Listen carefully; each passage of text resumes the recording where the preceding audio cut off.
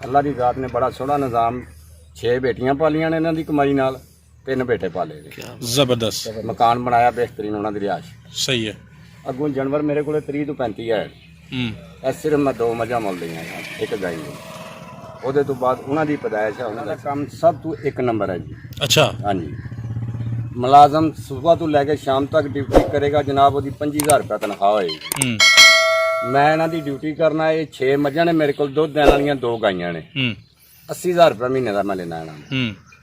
ਡੰਗਰਾਂ ਤੇ ਹੁਣ ਮੈਂ ਪੱਕਾ ਫਿੱਟ ਆ। ਪੱਠੇ ਟਾਈਮ ਨਾਲ ਪਾਣੀ, ਟਾਈਮ ਨਾਲ ਚੋਣੇ, ਟਾਈਮ ਨਾਲ ਇਹਨਾਂ ਨੂੰ ਧੁੱਪ ਛਾਂਝ ਕਰਨਾ। ਇਹਨਾਂ ਦੀ ਖਿਦਮਤ ਕਰਦੇ ਰਹੇ, ਮੇਰੀ ਕਰਦੇ ਰਹੇ। ਅਗਰ ਤੁਸੀਂ 2.5 ਕਿਲੋ ਬੰਡਾ ਸਵੇਰ ਪਾਓ, 2.5 ਕਿਲੋ ਸ਼ਾਮ ਨੂੰ ਪਾਓ, ਠੀਕ ਹੈ। ਪੇਟ ਉਹਦਾ ਭਰੋ ਜਨਾਬ। ਇੱਕ ਟਾਈਮ ਦਾ ਦੁੱਧ ਉਹ ਦੇਗੀ, ਜਿੰਨਾ ਵੀ ਹੋਏ 8 ਕਿਲੋ 7 ਕਿਲੋ ਇੱਕ ਟਾਈਮ ਦਾ ਦੁੱਧ ਤੁਹਾਡਾ ਹੋਏ। ਨਹੀਂ ਮੈਂ ਦੇਸੀ ਜਨਾਬ, ਮੈਂ ਸ਼ੁਰੂ ਤੋਂ ਡੰਗਰਾਂ 'ਚ ਰਿਹਾ। ਡਾਕਟਰ ਮੈਂ ਉਸ ਵੇਲੇ ਲਿਆਣਾ ਜਿੱਲੇ ਆਪਣੇ ਤੋਂ ਕੰਮ ਓਵਰ ਹੋ ਜਾਏ। ਮੱਝ ਨੂੰ ਘਿਓ ਦਿਓ, ਅੱਛਾ, ਦੇਸੀ ਘਿਓ, ਠੀਕ ਹੈ। ਉਹਦੇ ਤੋਂ ਬਾਅਦ ਜਨਾਬ ਮੇਰੀ ਵੰਡਾ ਪਾਓ ਮੱਝ ਨੂੰ ਟਾਈਮ ਨਾਲ 3 ਕਿਲੋ 4 ਕਿਲੋ, ਠੀਕ ਹੈ। ਪੱਠੇ ਉਹਨੂੰ ਰੱਜ ਕੇ ਪਾਓ। ਅੱਲਾ ਦੇ ਫਜ਼ਲ ਨਾਲੋਂ ਪੂਰੇ ਸੂਏ ਵਿੱਚ ਦੱਸਦੀ ਹੈ। ਔਰ 2 ਮਹੀਨੇ ਪਹਿਲਾਂ ਸ਼ੁਰੂ ਕਰ ਲਓ। ਅਗਰ ਮੱਝ ਨੂੰ 8 ਮਹੀਨੇ ਹੋ ਗਏ ਨੇ, 10 ਮਹੀਨੇ ਬਾਅਦ ਮੱਝ ਤੋਂ 2 ਮਹੀਨੇ ਪਹਿਲਾਂ ਇਹ ਚੀਜ਼ਾਂ ਨੂੰ ਦੇਣੀਆਂ ਸ਼ੁਰੂ ਕਰ ਲਓ। ਸਹੀ ਹੋ ਗਿਆ। ਤੇ ਇਨਸ਼ਾਅੱਲਾ ਪੂਰੇ ਸੂਏ ਵਿੱਚ ਉਹ ਬੰਦੇ ਦੀ ਕੱਢ ਨਹੀਂ ਨਿਕਲਦੀ। ਕੀ ਬਾਤ ਹੈ। 1999 ਚ ਮੇਰੀ ਸ਼ਾਦੀ ਹੋਈ ਹੈ। ਠੀਕ ਹੈ। ਸਨ 2000 ਤੋਂ ਅੱਗੇ ਮੈਂ ਡੰਗਰ ਰੱਖੇ। ਸਹੀ ਹੈ। ਠੀਕ ਹੈ, ਪਹਿਲਾਂ ਮੈਂ ਮਜ਼ਦੂਰੀ ਕਰਦਾ ਰਿਹਾ। ਇਹ ਮੈਨੂੰ ਤੇ ਕੋਈ ਮਿਹਨਤ ਨਹੀਂ ਇਹਦੇ 'ਚ ਨਜ਼ਰ ਆਉਂਦੀ, ਕਿਉਂ ਮੇਰਾ ਇਹ ਕਾਰੋਬਾਰ ਹੋ ਗਿਆ। ਪੂਰਾ ਦਿਨ ਵੀ ਕਰਦਾ ਰਹਾ। ਤੇ ਜਿਹੜੀ ਗੱਲ ਅਗਲੀ ਆ, ਜਿਹੜਾ ਨਵਾਂ ਬੰਦਾ, ਉਹ ਪਤਾ ਨਹੀਂ ਕਿੰਨੀ ਕੁ ਮਿਹਨਤ ਸੋਚਦਾ ਹੋਵੇਗਾ। ਤੇ ਅਗਰ ਨਵੇਂ ਬੰਦੇ ਨੂੰ ਤੁਸੀਂ ਸਮਝਾਉਣਾ ਹੈ ਤੇ ਜ਼ਰਾ ਨੇਕੀ ਕਰ ਛੱਡੋ ਉਹਦੇ ਤੇ ਵੀ। ਨਵਾਂ ਬੰਦਾ ਜਿਹੜਾ ਜਨਾਬ, ਉਹ ਰਵਾਂ ਕਰਨਾ ਪੈਂਦਾ, ਜਿਸ ਤਰ੍ਹਾਂ ਇੱਕ ਨਵੀਂ ਗੱਡੀ ਦਾ ਇੰਜਨ ਰਵਾਂ ਕਰਨਾ। ਕੀ ਬਾਤ ਹੈ। ਸਟਾਰਟਿੰਗ ਜਿਹੜੀ ਹੈ ਨਾ, ਪਹਿਲੇ ਦਿਨ ਤੋਂ ਉਹਨੂੰ ਮੱਝ ਖਿਲਾਵਾਂਗੇ ਕਿ ਇਹਨੂੰ ਖੋਲ, ਅੱਛਾ ਬੰਨੇਗਾ ਕਿਸ ਤਰ੍ਹਾਂ, ਓਏ ਹੋਏ, ਉਹਦੀ ਜਗ੍ਹਾ ਦੇਖਾਂਗੇ ਕਿ ਕਿਹੜੀ ਜਗ੍ਹਾ ਤੇ ਇਹ ਬੰਦਾ ਹੈ। ਫਿਰ ਉਹਨੂੰ ਚਾਰਾ ਪਾਵਾਂਗੇ ਜਨਾਬ, ਮੇਰੀ ਦੇਖਣੇ ਆ ਉਹ ਬੰਦਾ ਮੱਝ ਨੂੰ ਚਾਰੇ ਵਾਲੀ ਜਿਹੜਾ ਉਹ ਬਣਾਈ ਹੈ ਜਗ੍ਹਾ, ਉੱਥੇ ਤੱਕ ਖੜਦਾ ਜਾਂ ਨਹੀਂ। ਅਗਲਾ ਮਸਲਾ ਦਿਹਾੜੀ ਦਾ 2550 ਰੁਪਏ ਰੋਜ਼ ਲੈਣਾ। 2550 ਰੁਪਇਆ। ਜ਼ਬਰਦਸਤ। ਤੁਸੀਂ ਇੱਕ ਚੀਜ਼ ਦਾ ਹਿਸਾਬ ਕੀਤਾ ਹੈ।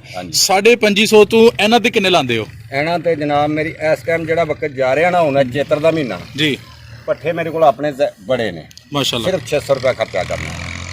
ਅੱਛਾ, ਹਾਂਜੀ, 2550 ਚੋਂ ਸਿਰਫ 600 ਰੁਪਏ। ਪਰਾਲੀ ਨਾ ਪਾਓ ਤੇ ਇਨਸ਼ਾਅੱਲਾ ਇਹਨਾਂ ਚ ਬੜੀ ਰੋਜ਼ੀ। ਅੱਛਾ, ਅਸੀਂ ਨੁਕਸੇ ਗੁੜ ਗੰਢਾ ਦਿੰਨੇ ਆ ਡੰਗਰਾਂ ਨੂੰ, ਟੀਕਾ 5 ਗ੍ਰਾਮ ਦਾ ਲਾਣੇ ਆ, ਉਹਦੇ ਤੋਂ ਬਾਅਦ ਘਿਓ ਦਿੰਨੇ ਆ, ਤੇਲ ਸਰੋਂ ਦਾ ਦਿੰਨੇ ਆ, ਹੋਰ ਚੀਜ਼ਾਂ ਹੋਰ ਨਾ ਸੁੱਟੇ।